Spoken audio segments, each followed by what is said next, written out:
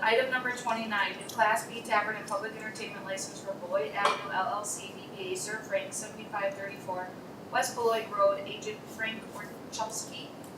Frank, are you here? You wanna come on up? Alright, so you're looking to take over the Van Glorious Lion, correct? And, you currently run a tavern in West Allis? Yeah, Jimmy B's on 77. Okay, thought that name was familiar. So, let's see, are you leasing the building or are you buying it? Fine. And the property next door as well? Not the property next door. Okay, just the bar? Okay. And then who is Sally? She's office person. Oh, okay, so she just completed the application and then Yeah, you're she- going to be that agent? And then, are you gonna be managing the location, are you gonna keep the same bartender, are you gonna hire?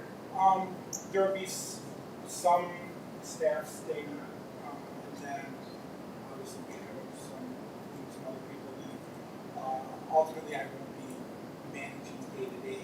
Okay. I'll be there on a day-to-day basis and overseeing what Okay, and do you plan to get cameras for the location at all? we do. Okay. And then are you aware of some of the history behind this bar, that it was once obviously Sir Greg's, then it was a bar that seemed to be very, very mismanaged. Neighbors came out during those times quite a bit when a new license was being applied for, showing non-support for a new tavern going, and the Van Glorious Lion came in. I will say that there's been a few complaints, but they've done a good job of being good stewards.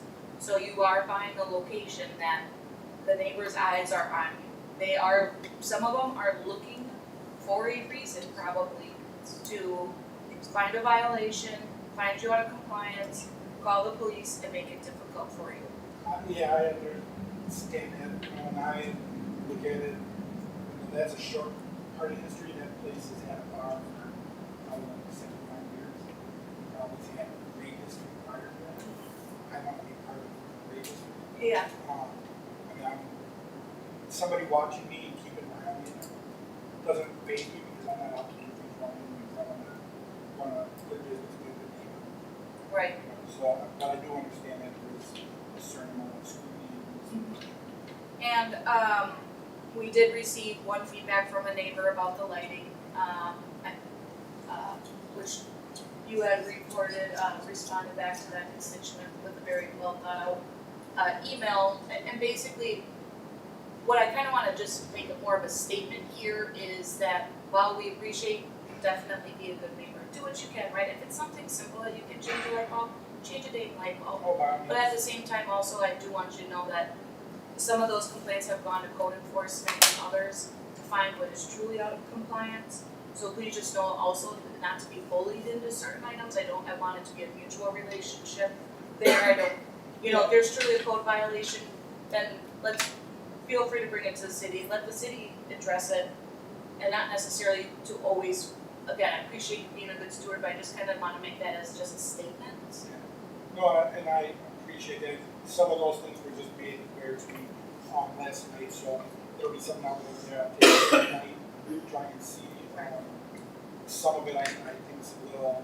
Yeah, some of it you can't help, and that's why they make curtains. For what, but by all means, I mean, to me, changing a light or a light bulb, it's not going to affect me operating the business.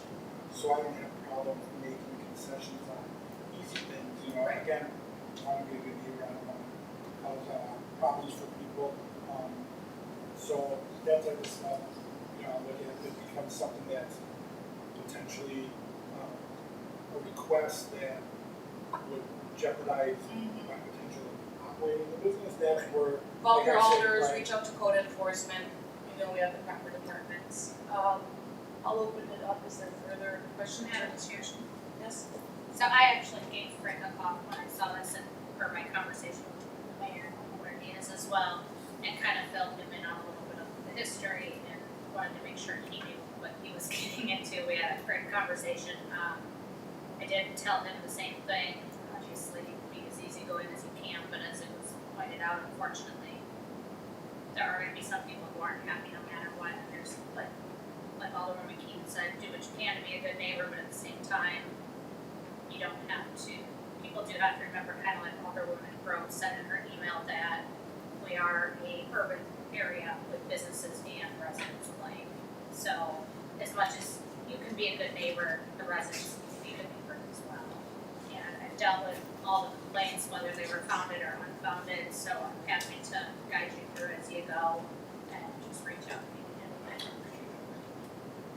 Madam Chair, Yes? Alderman Martin, the application, first of all, where do you live? I live on East Seven. Irving, okay, Common Cafe? That's on the corner of the block. Well, first of all, look at the address, one of the other addresses is 124 Hampton. That's office space. Is it Butler? Where Sally works. Okay. So I was just curious about the address discrepancy. Then on your application, are you gonna have games for entertainment purposes only? We will have. Okay, because your numbers break down, you have 90% alcohol, 10% food, then you wanna make that 5, 10, 5% other, whatever you call it, just as a acknowledgement that's there. And then, like, the real thing that I have a question about is your floor plan. Did you draw that? I kind of drew it. Yeah, because you're missing a bunch of stuff. Go back to the application, and you'll see it should have the area in square feet, the dimensions. It should look much more like a building. Oh, okay. Okay, we don't expect you to hire an architect, but we need to know what the building looks like, what your service area is. So, yeah, so you have to have the area in square feet, dimensions of licensed premises. You need to know where fire extinguishers are. These are all in the application. I'll go back and so we can hold the license up and see one open in like 2 weeks. I mean, ideally, we're looking to try and, Yeah. Yeah, so like there should be the date, the business address, your name on that floor plan should all be connected on that. It really is just kind of a back of the napkin attached. And that's partly a function. You're not the first person who's done this because pre-COVID, we had more face-to-face interactions and you had applicants typically came in person. Your application being reviewed, meeting staff before we notarized. Sure. So if you could go back and it's 13 things that your board needs to have. Like I said, you don't need to hire anyone to do it, but we want it to be consistent. And remind me, so your manager also works at the Butler Inn? You don't have any business association? No, the Butler Inn in this facility, they have no connection to the other than myself, that I have residents are Right. works out of the office. But as far as staffing, And how many staff do you not sure, but yeah, right now I have probably 2 people, and then I have some meetings to kind of figure out, once I see the amount of shifts that the turnover people Right. were sort of interested in, that's going to sort of fill in. But you're going to be the hands-on, and you're going to be firing, ordering, scheduling. In the beginning, but at some point there will be a manager that will probably do a little bit more of that with me, directing it, but because I do have other places, that's not going to be, Right. It's going to be But you don't have another full-time job unrelated to our business. This is what you do. I think that's it.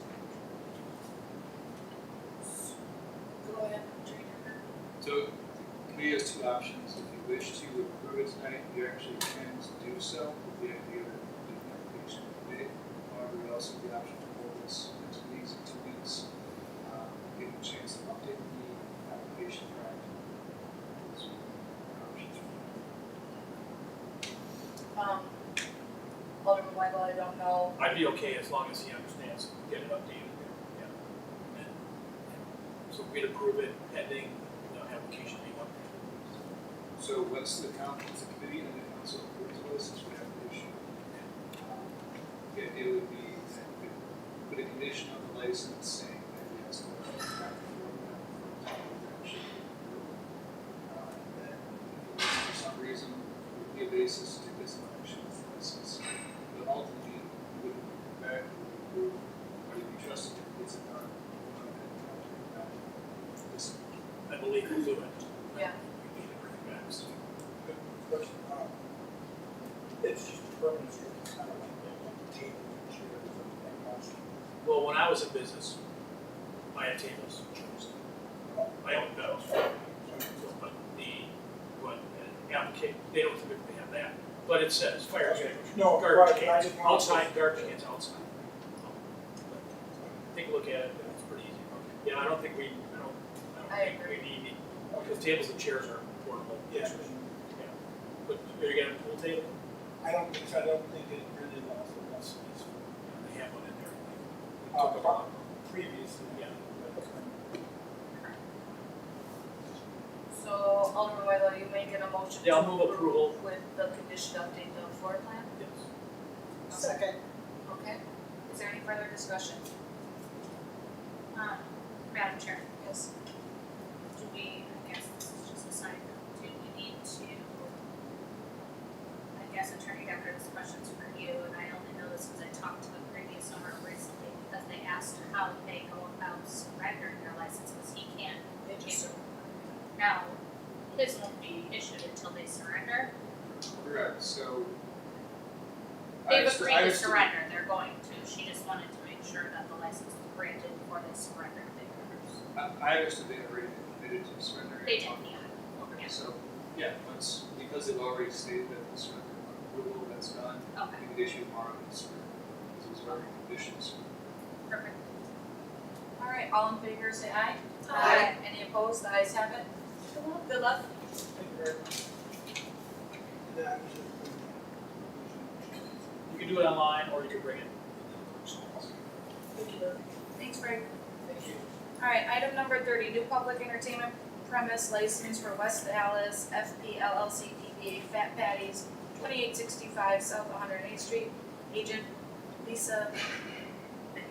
Welcome back. Hi, welcome back. Thanks. So the first time you applied, you were thinking about having the entertainment license, and we just went for the alcohol license, correct?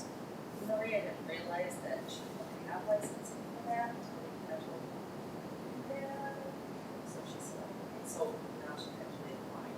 So they don't want to do karaoke, well, I shouldn't say that.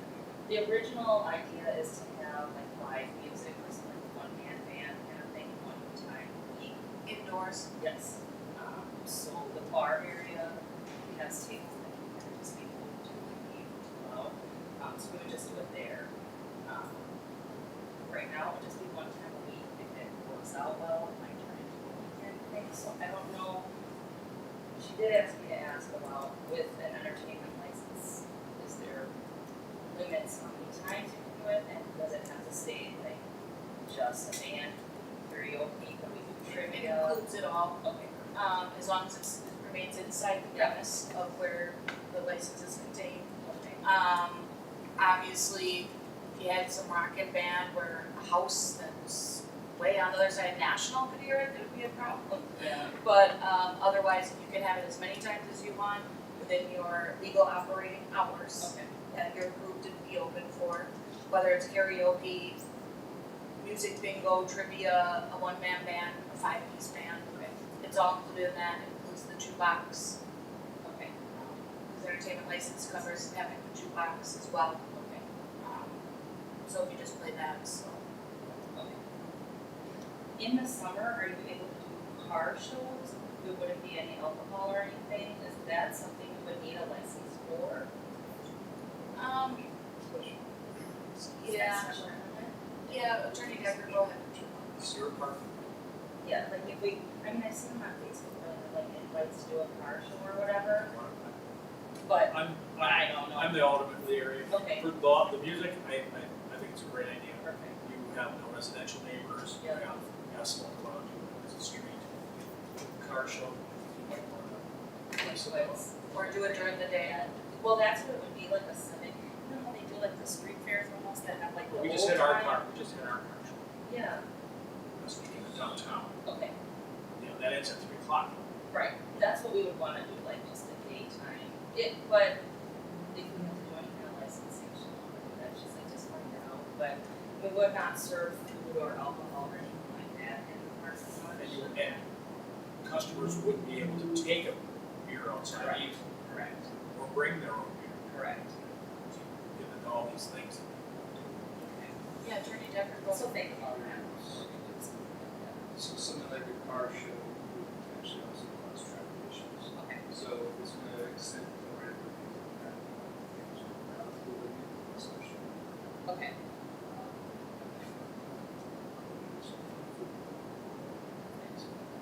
right now, the only thing we wanna do is like using Termina type of thing, with that, no. But you could revisit that anytime. Okay. Is there a motion? I'll move approval. Second. Our parking lot's pretty big. The parking lot, no pantry. Yes. So if you wanna use it for public businesses, or probably for the city, that's, Extension of premise license. extension of premises with public safety. It- Come here. It depends on if they fall within all the parameters, it's on the consent agenda.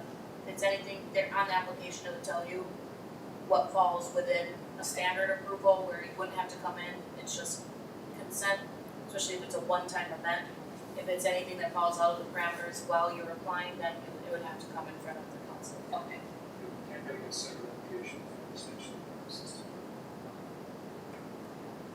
So there was a motion by Alderman Golding and a second by Alderwoman Novak. Any further discussion?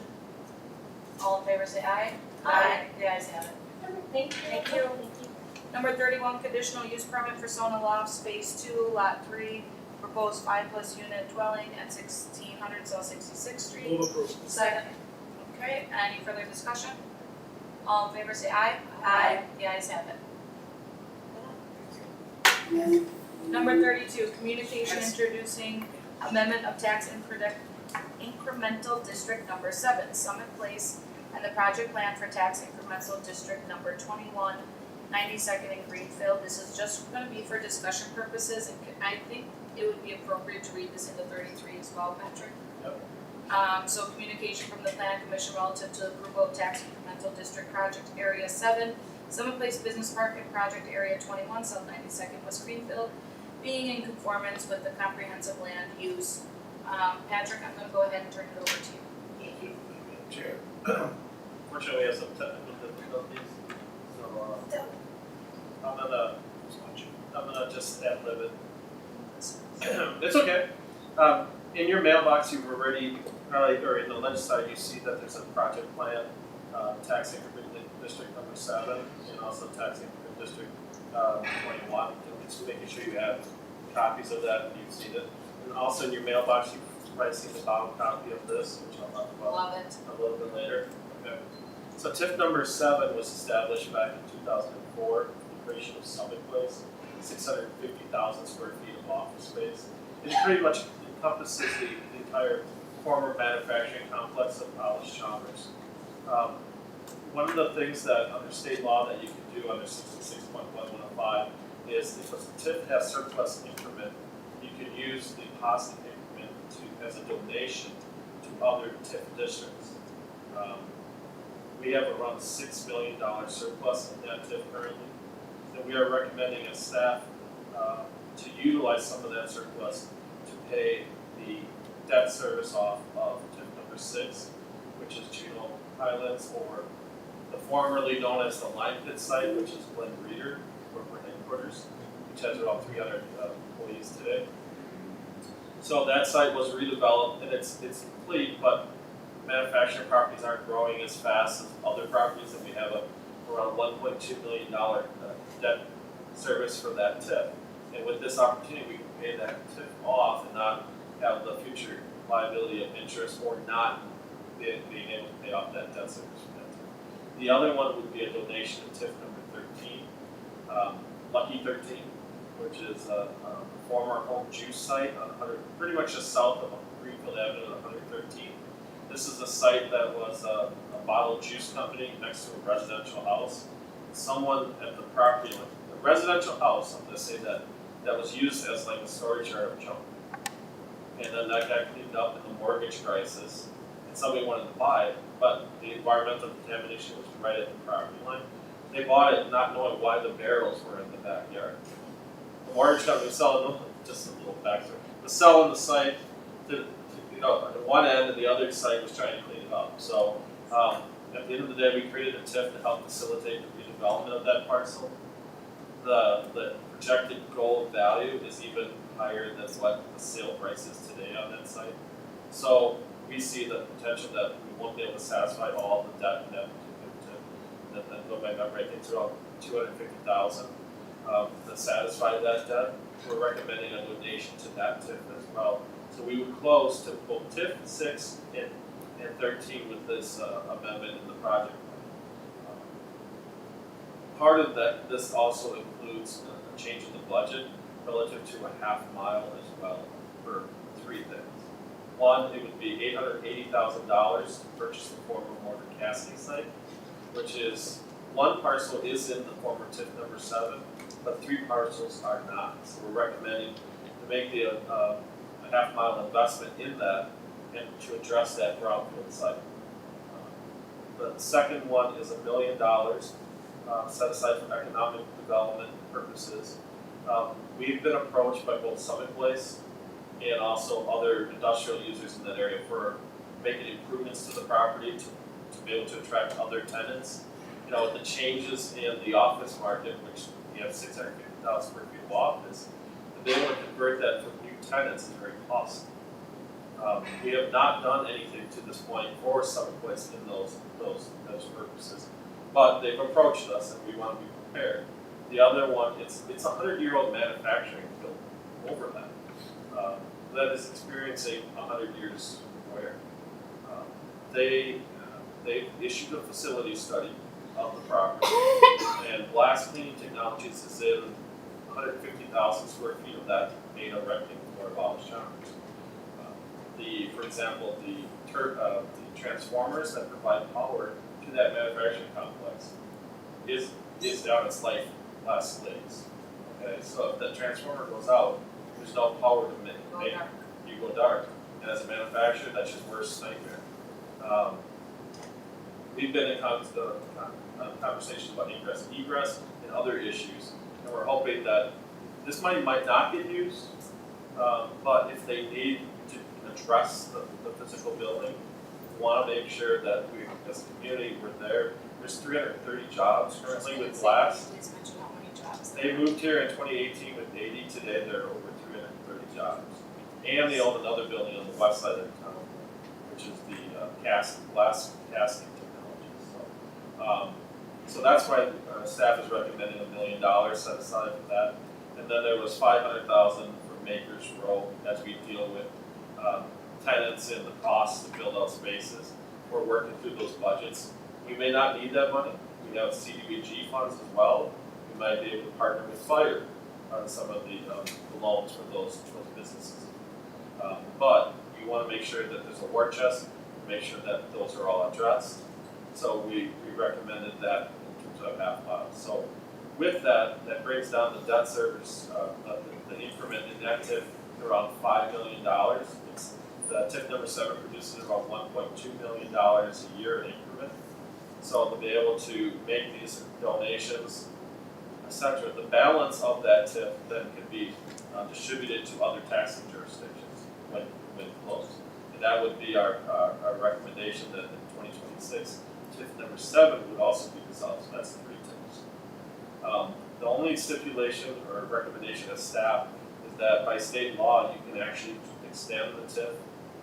You actually make a resolution that passes the closing of the TIF, but keeps the increment for 1 year to be able to create an affordable housing fund.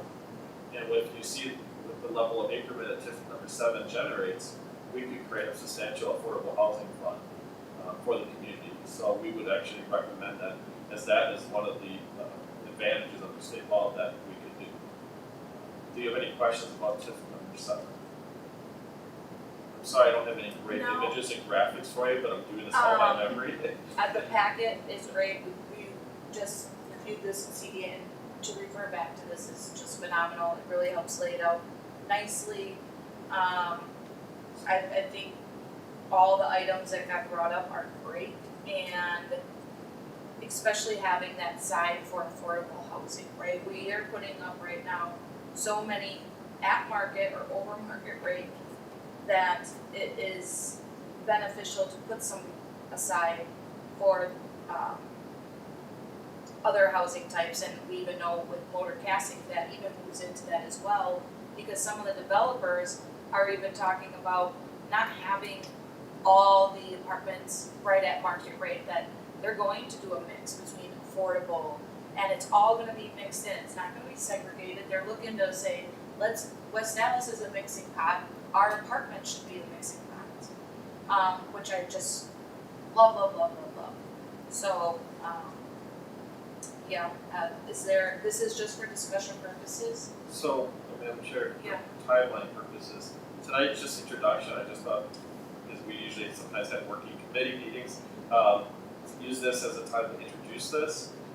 October 21st is the resolution for consideration, and then the joint review board will be meeting November 10th on the final. Madam Chair. Yeah. Patrick, on that million, who would have the authority to disperse that? Would So- it have to come back to us, or would it be just you guys? We'd be the idea would bring it back to both council and CPA, once there are the things that would need to be addressed. And you would have the full control over that first. And then, one thing I wanted to add was, as much as the state, sometimes, especially in budget season, feels like the state has all these restrictions on us, but they do give us some tools, complex as they are, that we can take advantage of to help make the city better. So I think it's a great idea. I agree. It's a little inside baseball, it's hard to explain to a citizen sometimes. You get a lot of this, oh, TIFs are terrible kind of stuff. But I think without them in West Allis and our staff, Patrick, or John Steele, we were on the forefront of this TIF stuff. And I think it's been paying off dividends the last 2 decades, and we're not done. I know there's a TIF report that I bring up here a little bit later, but TIF is not an island. Even though you want to fix one property, it seems like you're doing everything you can for that parcel. In these cases, you are making a change in our city, addressing both environmental, brownfield conditions, and be able to attract both jobs and residents to our city is beneficial. That also then benefits local entrepreneurs, and we are seeing that when we look at the properties, we look at demographics. Our average age is 29, which is like 10 years younger than the average age in our city, of people moving into our community, and then they're experiencing our community, the farmers market whole perspective, going out and attending events, and then they buy hopefully a home in our city. So, and they tell 10 other friends. So there is a economic benefit to this beyond just tax income. Right, and Patrick, it also goes into, I might not quote it right, but even with the new, tax district 21, $250,000 are set aside for, facade grants for either blighted homes, blighted businesses, all within a half mile of that. So it gives other people the opportunity to benefit from it. And what I think people are also confused about is part of our budget gets of how much new development we do in a year. Half of these developments would not happen if we didn't do TIFs. And I think one year for our new development, what did we get, $375,000, because we were in the middle of more demolition than we were building. And that's what we got as a city, $375,000. So now you have these apartments that are coming in that are $17 million projects, $6 million projects. That's new 70. development, yeah, 70, I mean, so I applaud, your team, working with Steve's team on the planning, and I like the cohesiveness there, and I like the big picture that y'all continue to look at, so, thank you. Madam Chair, so that was TIF number 7. We still have maybe 32. There's another, or part of it was TIF 21. Oh, yeah, You so have 21. TIF 21 and also attached in legislature, if anybody gets a copy of that. That's for the creation of a TIF district for 92nd and Greenfield. It's roughly 5.3 acres of land that encompasses also right away around the former St. Allis site. The idea here is to attract a close to $40 million development, which would be 42 unit garden style apartments, as well as 105 unit mid-rise apartment building. The TIF itself generates around $7.8 million net present value of increment over the span of 27 years, or $14 million total. It probably could generate more in time, depending on how the value is out. The amount in the TIF is not the amount necessarily requested by the developer. I mean, it is, but we're negotiating. That's the development agreement for that TIF will come back to county council, as well as the CDA for approval. What we're doing is doing the but for, this project would not have the economic feasibility of it. It does satisfy the highest amount of debt it could achieve in 27 years, and it addresses the brownfield and other conditions and blighted conditions of the site. Around 53% of the property is blighted with a vandalized church, school, and vacant for 3 years. So the overall goal of this does improve the community, and it'll generate significant increment, around $650,000, if I remember right, annually from that TIF. So again, we're coming back with those in the development agreement, and then this follows the same path of the other meetings I mentioned previously. Any discussion or questions on that? Then it'd be item 34. 34, oh yes. Review annual PE 300 reports of the performance and status of the city's active tax incremental districts. All that, if you guys didn't get it, the room was locked, up On the until. mailroom? Yeah, so it's all in your mailboxes if you haven't already got it. So each year, what we'd like to do is always do a report on all our TIF districts and how they're doing year over year and what's the potential for growth. The one thing I just want to know quickly, and if you have any questions, gladly we make staff available, myself or anybody in the team to talk about this, is that we did see around a $90 million reduction in value between 23 and 24. And that's part of the how the state does calculations of equalized value. We do see a projection that we will see an increase in the TIFs in 2025 in the early numbers, but it just looks really funny when you look at that. It's not uncommon with other communities what we've seen, but it's just the effect of where we were with the 66% equalized value and then getting set at 88% after doing a complete reval. It just impacted the valuation within our TIF significantly.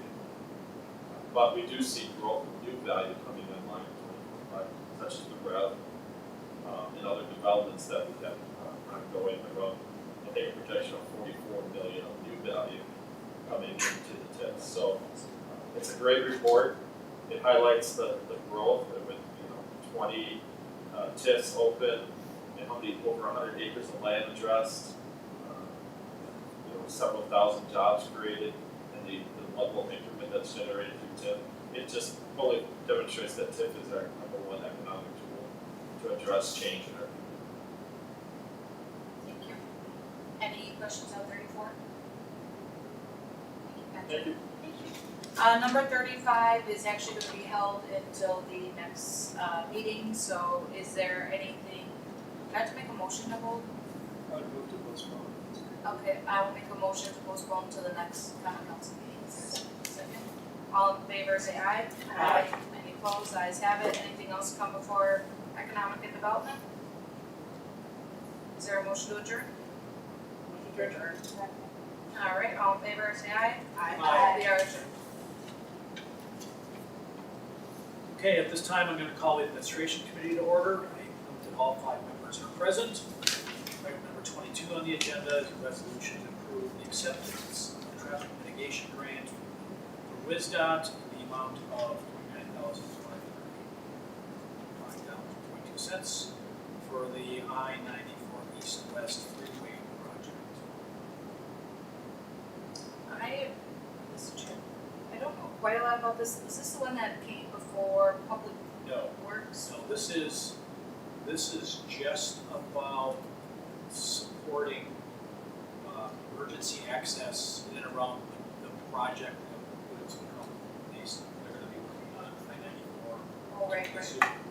east of the zoo, not the stadium.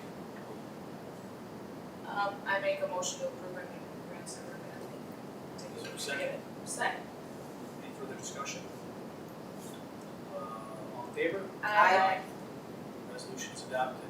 Item number 23 is a resolution to adopt the Whatcom County Hazard Mitigation Plan 2025 to meet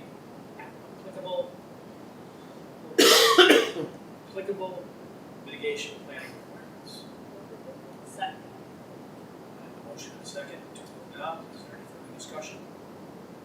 All in favor? Aye. Item number 24, it's adopted. Item number 24 is a resolution approving a collective bargaining agreement, CBA, with the West Allis Professional Firefighters Association, Local 342, International Association of Firefighters for 2026 through 29. Did everybody have a chance to look at this? So this was a negotiated, Gail, are you gonna have details on this? This was just a negotiated settlement that we had. This did not go to arbitration. No, so I was asked to do the negotiator this year for that one, so it was a relatively fast process. Union and I did the mediate, and we were able to come to this proposed 10 agreement. The union did approve it in their union vote last night this morning, so it's a meeting. All it needs is council approval. I did send an email earlier today, it was a little late today, but just to update you on part of the expense. Just the language suite there has no impact on the city's operation. Other than that, the rest of the language is the same. That's what so, and happy to answer questions on it, otherwise, just answer. We have a motion to approve. I'll make a motion to approve because we always lose in arbitration anyways, and this is exactly why we need a joint planning department. But motion to approve. Second. And just, is there any further discussion? I will make note that some people say, well, what's going on with merger? It's business as usual. Staff is working on a plan, whether it's forward or not, is yet to be decided. So it's what goes on here on West Allis. Mr. Chair, jumping in too. So as you can see, the agreement goes to 29. So the terms have already been established, which exists more beyond that, whatever, if there's a merger that's going to happen. But there's a provision in the contract that says whether it does happen, it's subject to agreement. So the consequence is a possibility, but otherwise it does exist. So I have a motion and a second. For further discussion. All in favor? Aye. Opposed? It is adopted. And items number 25 and 26. Do we want to go into closed session for? I don't have anything for you on this issue, just to Okay. So, I'm just going to answer the closed session right for items number 25 and 26. The administration committee may convene in closed session pursuant to provisions of Wisconsin statute, section 1985 1G, for the purpose of conferring with legal counsel for the governmental body as rendering oral or written advice concerning strategy to be adopted by the body with respect to litigation in which it is or is likely to become involved. The administration committee may reconvene in open session after completion of the closed session to consider the balance of the agenda. Do I have a motion to go into closed session? Second. Is there any discussion? All in favor of going into closed session? Is that a roll call? Aye. It's a roll call. Yes. Alderperson Weidel, Aye. Alderperson Dolly. Yep. Alderperson Rowe, Aye. Alderperson Key, Aye. Alderperson Moore. Aye. We are in closed session.